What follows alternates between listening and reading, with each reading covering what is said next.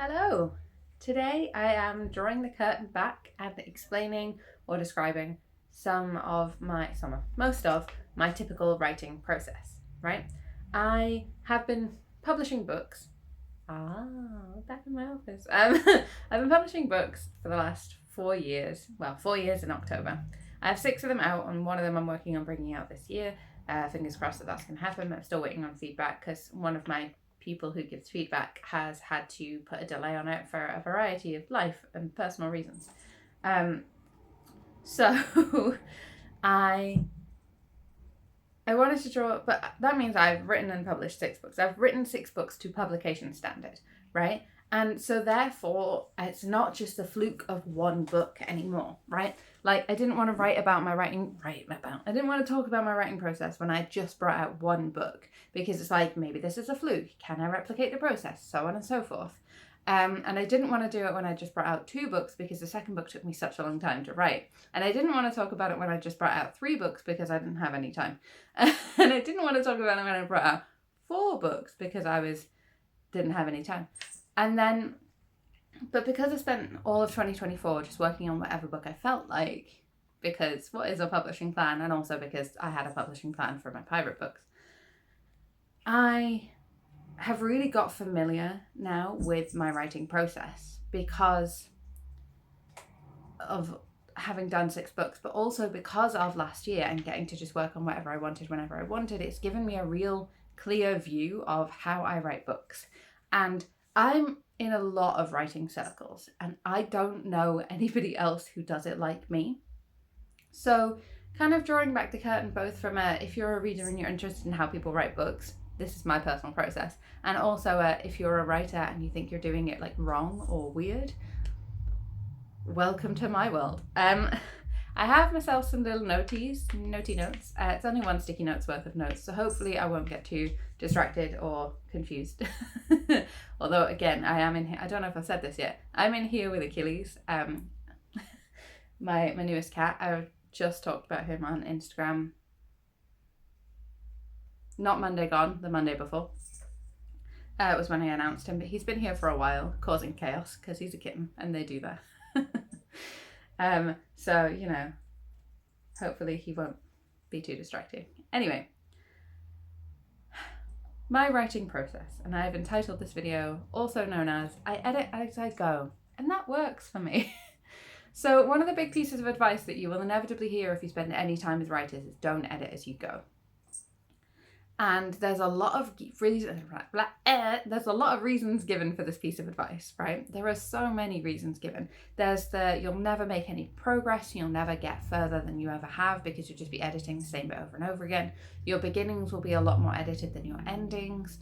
You will end up unable to put out the stuff that isn't like high quality because you're expecting for like a level of quality by the very fact of editing as you go. You're expecting a level of quality from a first draft that isn't necessarily reasonable. And all of these are excellent points for the people for whom they are relevant, which is not me.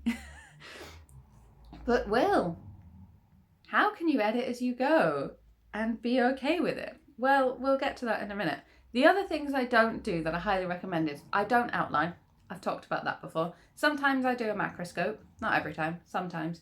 A macroscope is basically a post-drafting outline, and I do it between drafts like 3 and 4 or 4 and 5. There's usually at least 3 drafts before I ever consider the possibility of an outline, and I don't do it for every book I've ever written because I don't find it necessary, because I have a very instinctive or internal understanding of the plot structure of each of my books, and therefore an outline doesn't provide me any clarity. The only benefits to an outline, a post-drafting outline for me personally, are if I'm struggling with something being in the wrong place, and then I can look at all the pieces and be there like, aha, it's you should be over there.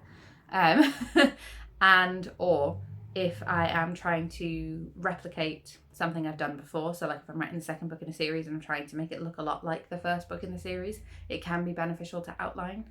So like for the pirate books, for Not That Kind of Dandy, because I wanted them to match up, I thought about doing an outline, but I'll be honest, once I started putting them in chapters, I realised that the chapters lined up so neatly that I didn't need to do the outline at all.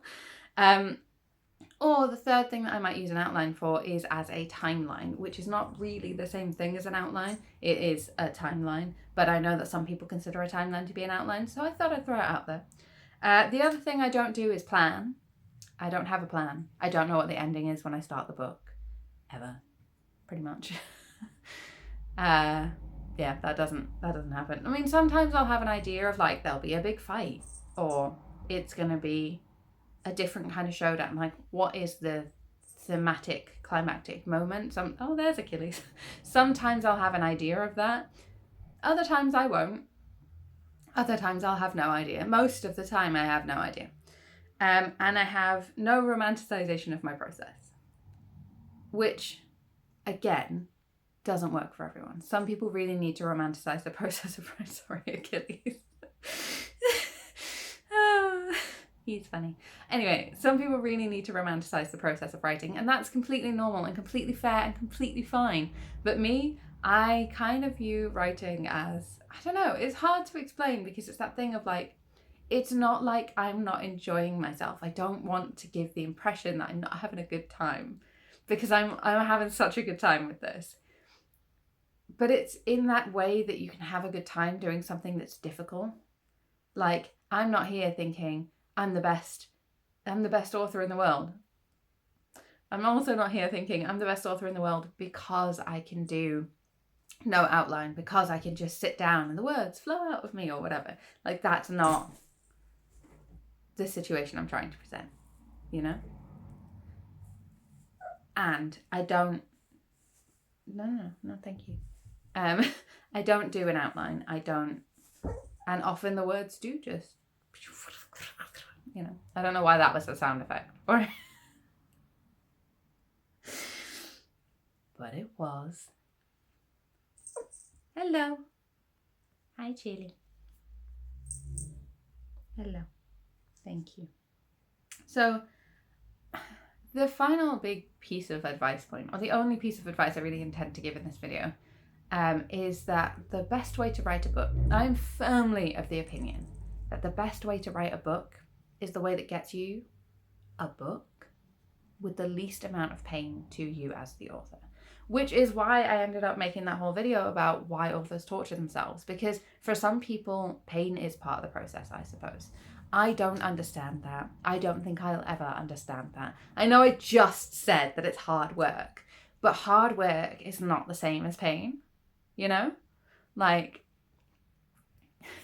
in my opinion, sometimes it is annoying and sometimes it feels like the worst.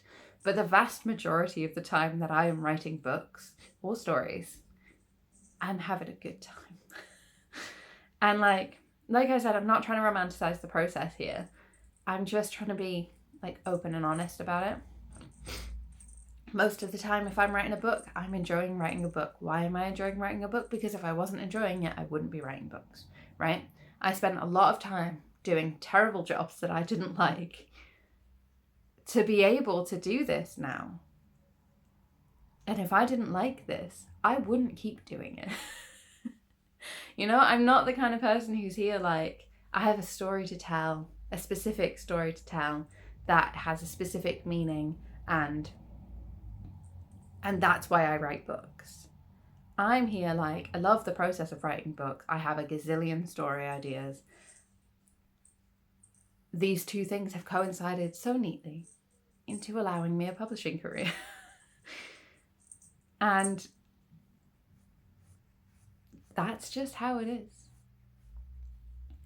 So, without any more background information, how do I actually do it then? If there's no outline and no plan and no romanticization and editing as I go, and I think the best way to write a book is whatever way gets you to the end of the book, regardless of whether anyone else thinks that's a good idea or not, with the least amount of pain. How do I do it? Well, step one is I have an initial idea, right? An initial idea. I've talked about my collection point before. That's a lot of initial ideas. But also I'll let myself write down any specific idea that I have in the moment. So like, if I have a specific scene that comes to mind, often it's the beginning, but not every time, I'll write that down immediately, right? And then anything else that comes to mind immediately after that, I'll sit myself down for a concentrated amount of time and I'll just write whatever it is that I've thought of. I'm allowed, I give myself permission to do this, even when it's not my primary project, even when there's something else I'm supposed to be working on. Let me explain that really quickly also, actually. Put a pause, that's step 1 described, but let's just put a pause really quickly on the steps, and I'll just throw in this interlude because it's important. Recently I was watching a video where someone was talking about how to finish a book, and they said the thing of work on one thing at a time. But to be fair, they did say also that you don't have to just work on one book at a time. Like, what they were trying to get at is what I call a primary project, right? And a primary project is if you have time to sit down and write and you don't know what you're going to write, that is a time killer, right? That is a productivity murder. That is, I don't know why I'm using such dramatic terms, I'm sorry. That is a real barrier between you and getting the book done. So if you set yourself a primary project, the thing that you work on if you don't have any other ideas, the thing that you want to get finished, that becomes the thing that you reach for automatically. You have to train yourself into it a bit, but that becomes the thing that you reach for. If you don't know what you want to do, but you definitely have time to write and you want to do writing, you reach for the primary project first, unless you have a specific idea. And that's how I run my whole business. So if I don't have a specific idea, well, if I have a specific idea, this is what I'm trying to say. If I have a specific idea, if I have a new idea, if I have a specific idea for a project that's not my primary project, I give myself permission because I'm in charge. I'm allowed to write down any amount that I have an idea for. If I want to spend the next 3 weeks working on something that is not my primary project, I'm perfectly allowed to do that, because the thing is that I know that other writers are there, like, it's not about inspiration, it's about motivation. That's the word they use. And I get that, I really do. That's what I mean with the primary project thing. But I also think that ignoring a big idea when you have it can be, for some people like me, a detriment to your writing process.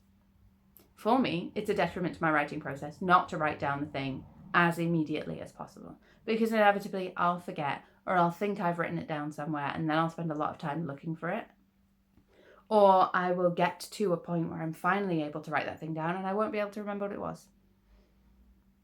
Which I think I already said. I'm a scatterbrain sort. Anyway.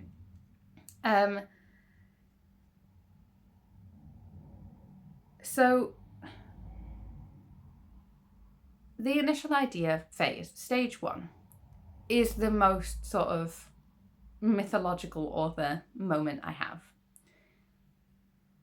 Because that is the moment where the words are flowing really freely. That is the moment where the image appears in my head and I am just able to get the words out. One time, I had an idea. I thought it was going to take me like 10 minutes to write it down. But I started with context at the beginning of it. And the next thing I know, it's been 5 hours. And my wife is saying, we were going to do stuff. This is not a work day. That was yonks ago now. Although, to be fair, that is one of my short story scenes. So, but that is the only sort of romanticized part of it, is that initial idea. Step 2 in my writing process is I get stuck. I reach the end of that font of inspiration and I don't know where it's going anymore. That's not exactly true, but it's the best way of phrasing it for this video. I don't know where it's going anymore. I'm not sure what comes next. That's probably more accurate. I'm not sure what comes next. And I'm not sure in the moment how to figure out what comes next. So step number 3 is, I'm going to entitle it, what the fuck did I just write? So step number 3 is going back to the beginning and rewriting everything that came before. Why? Because if I do that, if I rewrite everything that came before, it allows me the opportunity to A, remember what it is that I wrote. Because again, memory, me, we're not friends. Remember what it is that I wrote in that font of inspiration. And B, it also allows me to make some changes. and to unravel some pieces that, as it turns out, were foreshadowing for something that I didn't know what they were yet. So an interlude to explain what I mean by that, because I know that lots of writers do this and I know that it makes no sense to readers. So have you ever been the person or been with someone who, when you're watching something with an element of mystery, they get like a small percentage of the way in and go, oh, it's this person did it, right? You know, who done it? It was this person. Or, ooh, is this going to be the plot twist? You know, that kind of thing. Like someone who is, as I would term it, very sensitive to foreshadowing, right? Wherein if the writers have done their job well, a lot of people are sat there. I've talked about foreshadowing before. A lot of people are sat there like, oh my gosh, who is it? I don't know what the plot twist is. I have no idea. And then when you go back and watch it again after you know, you can see all of the signs. And there are some people who can pick up on that foreshadowing and that patterning very early on in the process, right? I'm one of the people who can pick up that foreshadowing most of the time. Not all of the time, but most of the time I can pick up that foreshadowing really, really quickly. That is the reverse of what I do with writing. With writing, I don't consciously know what the ending is. I don't consciously know. Sorry, that's pointless. I don't consciously know what the ending is. I don't consciously know where we're going. But when I go back and read through, I can see signs of foreshadowing. The stuff that builds up to what the ending could be. So I need to go back and... Pi, could you stop? So I need to go back and try to figure out what it was that this whole story was pointing towards. And the thing is that it's that lack of understanding it on a conscious level. I'm really sorry about him. It's that lack of understanding it on a conscious level. Not understanding, it's a lack of knowledge on a conscious level, but an understanding of it at a subconscious level. And it's the story points in a direction. It's like, it sounds so like wishy-washy when I say it like that, but it's true. The story points in a direction. The characters drive it a certain way. And the only real way I have of uncovering that is going back over it. The thing with going back over with rewrites isn't just that, because that is technically editing as you go, just FYI. The thing with going back over with rewrites before you get to the end is that also, as well as showing the foreshadowing, you can start filling in gaps. So like, say I have an idea and it starts with, I'm trying to come up with literally anything now. Say I have an idea and it starts with Achilles, my cat, wanting to go on an adventure, right? And I have the initial moment of him deciding he wants to go on an adventure, and I have like another scene where he's out in the street and he's realizing that cars are really scary, right? And then I have a third moment where he gets helped by a helpful human. Okay, cool. Those are 3 adventure moments. And then I go back and rewrite it. And I don't just rewrite 1, 2, 3. I rewrite 1 and then a bunch of stuff in between here and a bunch of stuff in between here that foreshadows for both this and that. Foreshadows both Achilles is scared of cars, or cars are scary, or why he didn't know that cars were scary because he's an indoor cat, or something like that. And then also why humans are not scary, or are humans scary but helpful? Like, what is the situation with Achilles' view on cars and what is the situation with Achilles' view on humans? And that all gets filled in, along with potentially some of his other adventures in this fantastical adventure story that I literally just came up with on the fly. Step number 4, I get stuck. Step number 5 is to repeat steps 3 and 4 until I have a finished book. Then I have a finished book, I go over it one more time with a full rewrite, and then I seek feedback. Sometimes I go over it more than one more time with a full rewrite, but usually it's that. So, like, for example, my urban fantasy thing, which I still promise I'm going to talk about exactly how I'm writing that at some point, but that is not this video. I plan on doing it a little closer to the release of the books, and I haven't finished them yet. I haven't got to the end yet. So the thing with Claret Brae is that it's these 4 books, right? Probably. It's these 4 books that were originally going to be 8, but are now 4 books.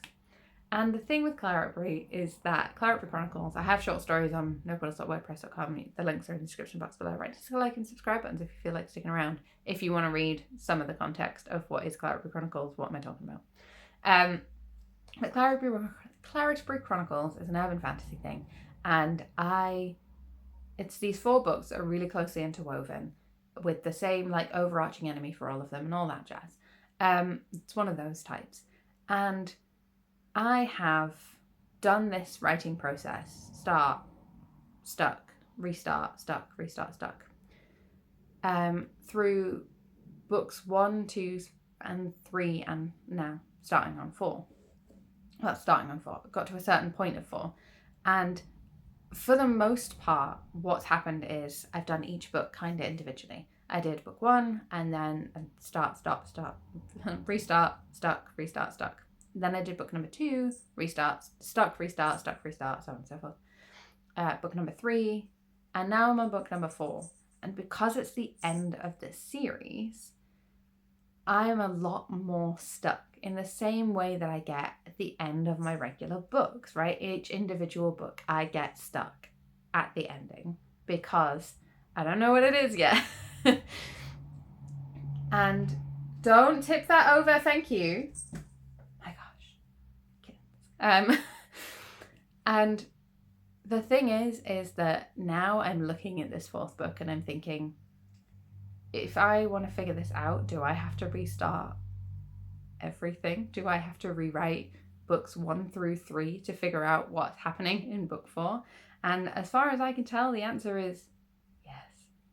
Which is painstaking, because that's a lot of words. And like I said, this is just my process. It's not my advice to anyone else to replicate this process. I mean, you can if you want. You can do what you want. But it's not my like specific advice to replicate this process to anyone. I don't know that it's the most efficient way to write a book. I don't know that it's the most effective way to write a book. I don't know that it's a good way to write a book, except that it gets books written. And like I said at the very beginning, close to the beginning, I am a firm believer that the best way to write a book is whatever way gets you from your idea to a book with the least amount of pain. I have tried a lot of different ways of writing books. I have tried a lot of outlining methods. I have tried not rewriting them and just trying to keep going and going and going, not editing as I go. And I just don't get anywhere. I just get stuck and I stay stuck. And then I forget everything that came before. And like I've tried doing the thing as well where I kind of reread over everything and I create like a as we go outline. I know that really works for some people. I've tried doing that. I've tried creating an as I go outline where I'm there like, okay, so I'm stuck now. Let me go back and reread what happened before and make an outline of each of those, like make a note of each of those scenes, and it becomes an outline, right? And I've done that, and all I've ended up doing is looking at this piece of paper with all these scenes written down on it going, okay, now what?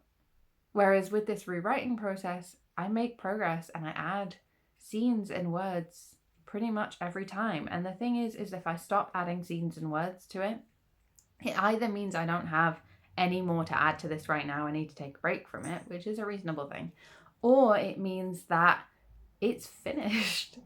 Like, that's the big one. If I can't add any more scenes to a project, 9 times out of 10, that means there are no more scenes to add or to be added. That this is it. This is the end. This is the end. Sorry. But that's usually what it means. It means that's the end of the book. Because usually by that point, I've got to the end of the book. And like sometimes I've been thinking to myself, it would be really great to have this thing or that thing added in.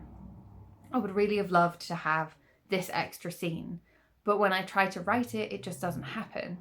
And I have to trust that means that it doesn't really need to be there, or that there is some kind of logic and reason between me and having that scene written. And if that's not the case, then it has to be the case, because otherwise I never finish a book, right? And that's what we're all here for. you know? That's the point of all of this, is to write and to finish books and to share them with people. So, yeah, that's my writing process. I hope that was entertaining. That was the main goal. And if you want to read my short stories or my books, if this has intrigued you, all the links you need to find like blurbs, and that was Gillies, find blurbs and stuff are in the description box below, right next to the like and subscribe buttons if you really do feel like sticking around. I will see you in 2 weeks' time with another video. I don't know what it's going to be about yet. Bye.